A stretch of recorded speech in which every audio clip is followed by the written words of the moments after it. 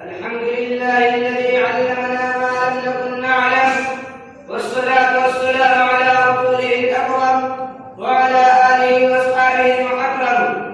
أما بعد، اقرأ وربك الأكرم الذي علم بالقلم علم الإنسان ما لم يعلم. أصدقاء الشرطة، من الذي لا يحب النور والضياء؟ ومن الذي لا يحب القمر متلاليا في ليلة ظلماء؟ ومن الذي لا يعجبه المصابيح في غرفة معتمة؟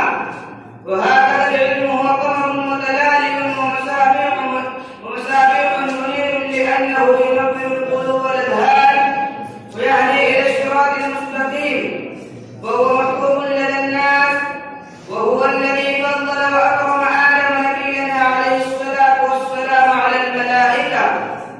إخواني البررة، إننا مسلمون آمنا بالله ورسوله، فكيف لا نتعلم العلوم الدينية ونتزين بالآداب الإسلامية؟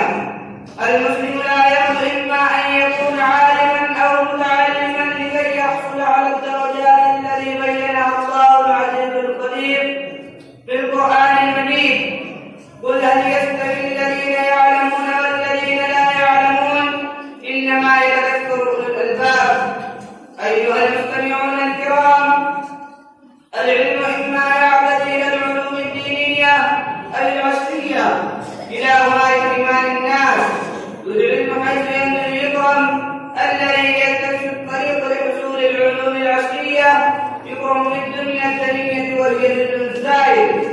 الذي يكتشف الطريق لحصول العلوم الدينية يكرم في الدنيا كذا في الآخرة، والعزة تدوم له لا تزال قائمة به.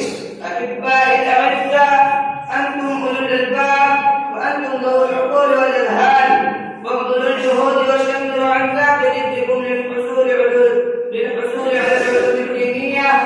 قال الشاعر: بقدر القدر تكتسب المعالي، من طلب العلا سكر الليالي.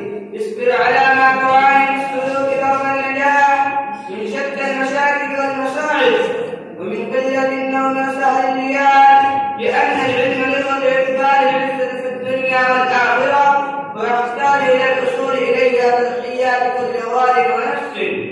اللهم وفقنا للعلوم النافعة ولما تحب وترضى، آمين يا رب العالمين. وآخر دعوانا أن الحمد لله رب العالمين. السلام عليكم ورحمة الله وبركاته.